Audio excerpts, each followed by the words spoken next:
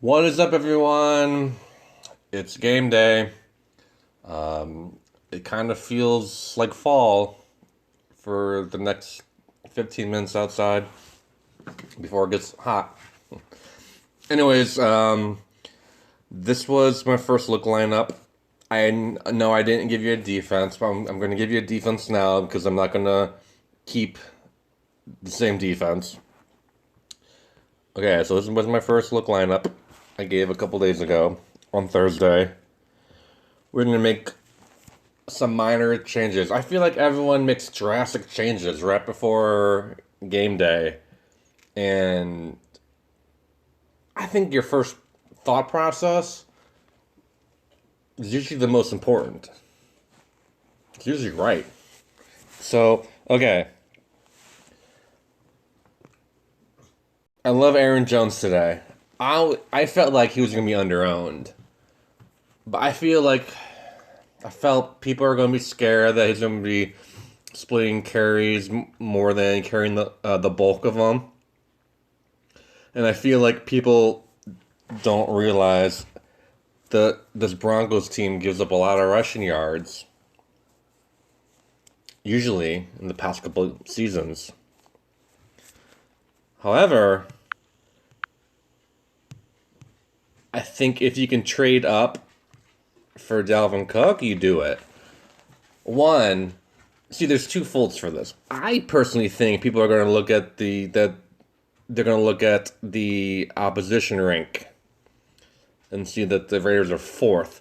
But the Raiders in the first week gave up nearly 100 yards to the Broncos, and the Broncos don't have as strong of a running game this year. And then they play the Chiefs. And, when you play the Chiefs, Mahomes is going to do Mahomes type things. He's going to throw 40, 50 times a game. It doesn't matter if they're blowing you out. He's going to throw. So this is why they're fourth. Because you can throw on them as well. But I like Dalvin Cook. One, he's at home. Two, blowout potential. Three, Kirk Cousins. But just looking at a few YouTube videos this week and podcasts, Dalvin Cook might be the highest owned player on this board this week. So for cash games, you kind of want to play the highest played player if you think they're going to go off. Because if you don't have them and they go for 25, 30, 40 points, it's going to be a tough climb back to just cash, just finish in the top half. If 80% have him, like 75% of people might have Dalvin Cook today. But I also like him for GPPs because people are going to think a lot of people are going to own him or get scared by that fourth opponent rank for running backs. Okay, so this means we cannot have Mark Andrews. It also means we can't do Packers D. Also, as much as I want to play Larry Fitzgerald, I feel like I have to go get Galladay. And I know Galladay will probably be the highest receiver owned this week, which is for cash, also why I need to go get him. But last year I did this twice. I didn't pair him up with Stafford, but I reached up basically to go get Galladay twice last year and it ended up burning me. I think 1 week he had under 10 points, and a week he had like 12. Maybe he had 15, but, we expect like a 28, 30-something point game from Galladay today. But if he doesn't get it, if he gets under 20, will that be a bit of disappointment? I think, in all fairness, last year, I better knock on some wood. I think one of those games he got hurt, which can happen. But I think the thought process is there. I really liked Adam Thielen this week as well, but actually a Cousins, a Thielen for GPP might be the key. Like, for GPP, you want to be a pioneer. You have to pick players that you project will do well and not pick players that have been doing well, if that makes sense. Also, if I didn't have Stafford, For GPPs, I'd probably go Mike Evans here. He's way too cheap playing that defense. Okay, so anyways, I'm going to get Galladay for cash. Oops. I felt like everyone was going to be on Emmanuel Sanders, but now just listening to the podcast and watching the YouTube videos, I feel like people are going to stay away from Sanders. Because, one, they overrate the Packers defense. Yeah, they're the Packers defense. And two, for some reason, they don't have faith in those Broncos going on the road. But who else, other than Courtland Sutton, is Joe Flacco going to be thrown to? The running game's not going to be there. I have a feeling the Packers are going to stop the running game. And Emmanuel Sanders in the slot, usually you don't have your best cornerback covering the slot. And if he gets over 10 targets today, he's been averaging like 13, 12 targets every week. 14, I think, last week. I'm not saying he's going to catch 11 passes again, 11 balls, but if he catches 8 for 112 and a touchdown, that's like a 28-point day again. Also, we can't do Deebo Samuel. I think that's my secret weapon this week. But for a cash game, I wasn't too confident in him. So, we're going to play the most popular receiver. It's going to be Aguilar. For cash, try not to chase points. We go for volume. And all these three guys should have 10 plus targets. Easily. For GPP, though, I mean, I get it. You should always play your cash lineup in the GPP. The last 2 weeks, I don't know about you guys, but the last 2 weeks, my cash lineup has been the highest score. And all the talk from experts, I'm not trying to mock them. I'm calling them experts. I'm not doing air quotes here. Experts, you want to like pivot away from top plays from the chalk for GPPs. But my thinking is, don't you just want to try to have the highest score? I get it if you think 70% of people or 50% of people are going to be on someone and they don't do well, and you have a pivot and they do well, you're so far ahead. But if you think the chalk is going to do well, then you might as well play them. If that makes sense.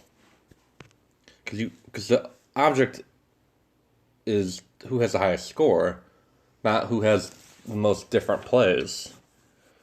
And sometimes we can be, I guess, too cute with everything. Everyone likes Preston Williams. On my first initial lamp, I had him. I still like him. But for a pure GPP, instead of Aguilar, I really like Devin Smith.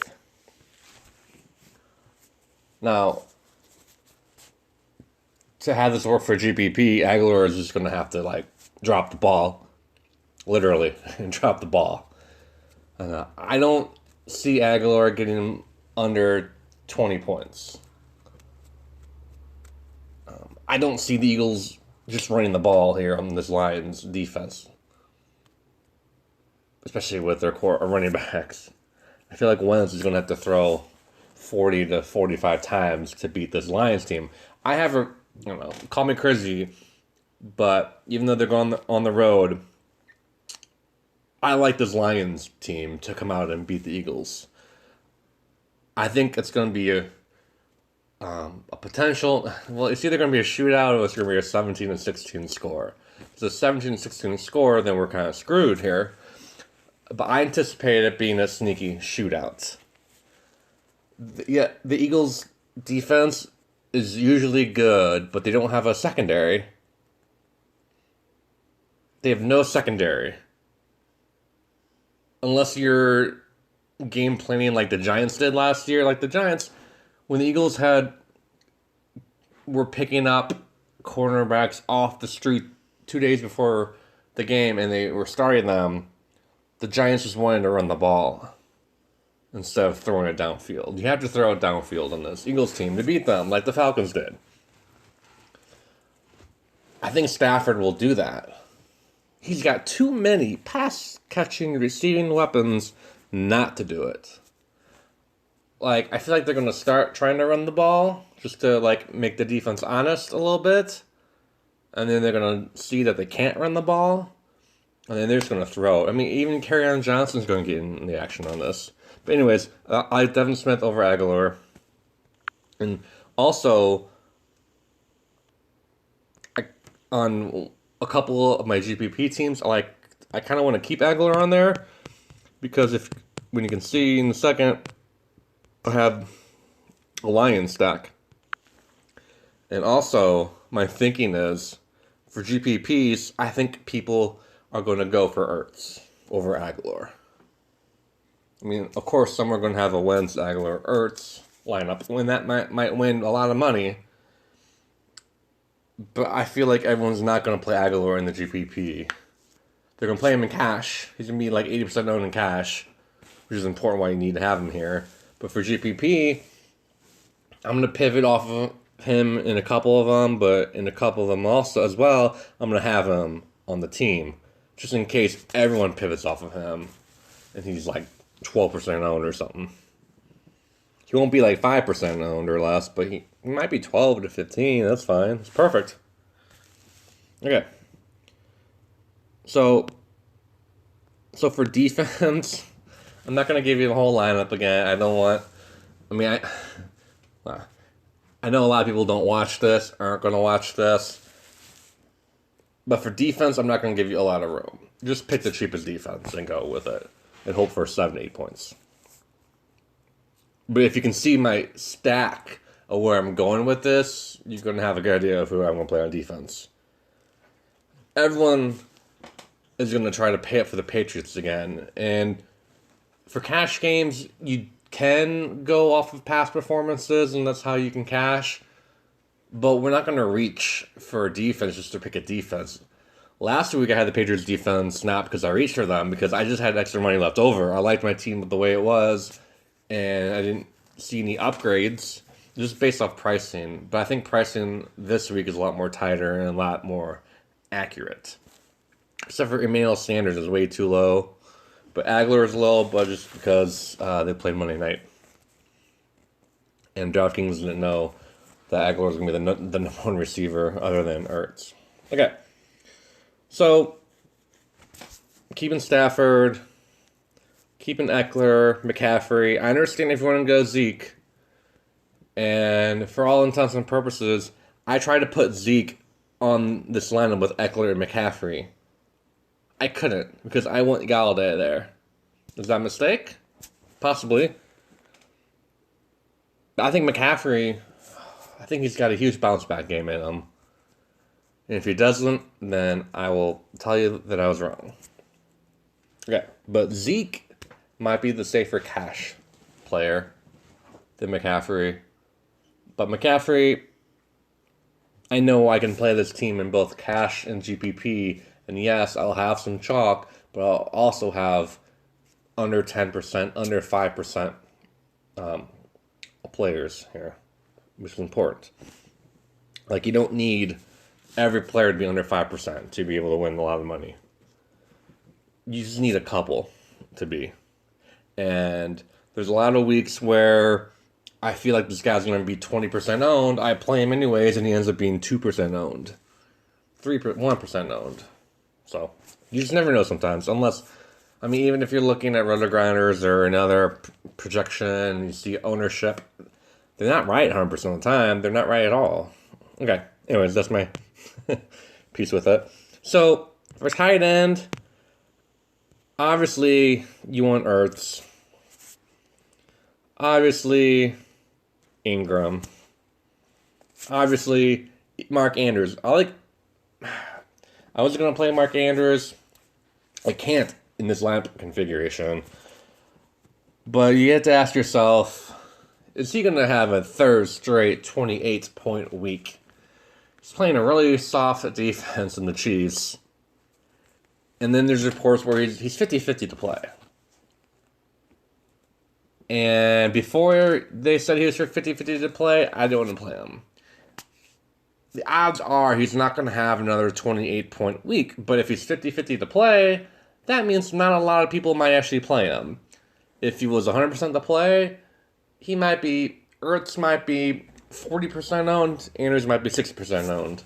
Now, a lot, that his ownership number is going to drop significantly, which is why you play him. Like, you play the uncertainty. Like, you don't play the guarantees, you play the uncertainty to win you in GPP. But we're talking cash here. And I would love to throw him on here. I'd love Ertz, I'd love Ingram.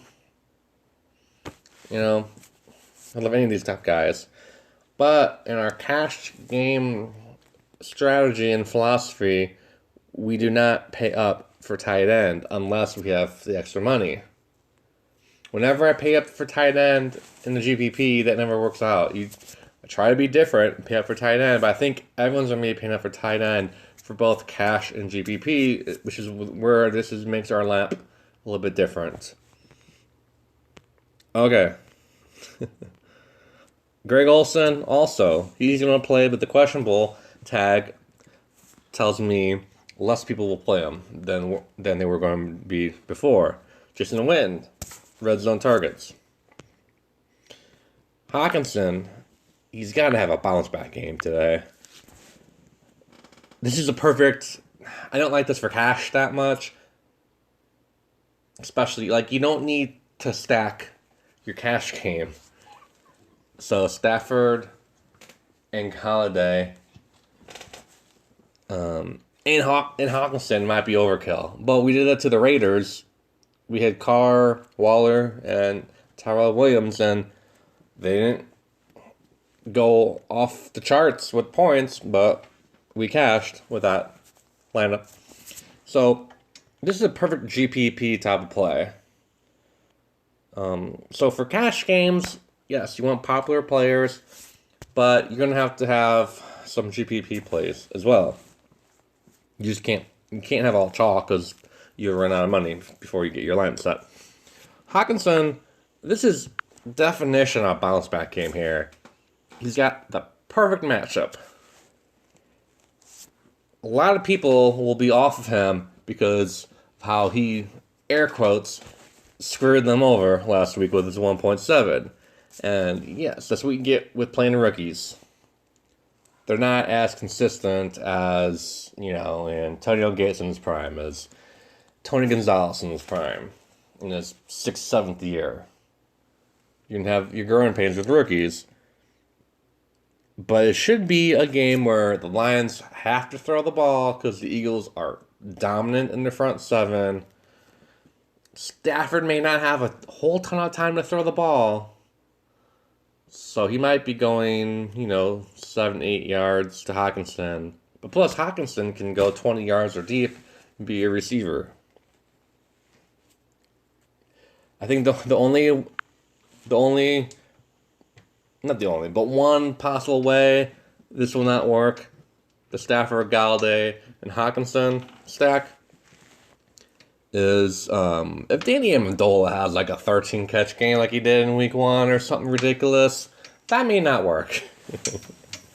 But Galladay, as the number 1 receiver going up against the Eagles, should be wide open all game. And then when they go to double him, Hawkinson should be wide open all game. Hawkinson might get the red zone targets. Hawkinson may walk away with 2 touchdowns and 70 yards. And Galladay have 150 yards, like a Michael Thomas, 10 catch, 150 yards day with no touchdowns. Won't that be something? Okay, so anyways, I'm going to cut this video now. It's probably running on... Oh, it's running 19 minutes. Holy cow. I might as well just do a live stream next week on this. If you hit that subscribe button and I have a little bit more subscribers, I will do live streams like how everyone else does. So, this is just a thought. So anyways, hit that subscribe button. That like button helps circulate the video around a little bit more. Comment below. That also helps circulate the video a lot more. Who are you playing today? Who shouldn't I play on this lineup? And who you like in this lineup? Anyways, here's my final lineup, minus the defense, but I think you can figure out my defense. Who knows? I feel like if you're not really sure about your lineup, then it's probably gonna cash. If you're totally sure about your cash lineup, you may not. I feel pretty good about the running backs, but that's about it. Anything else, anything can happen. So anyways, let's win some money today, and I will see you next week.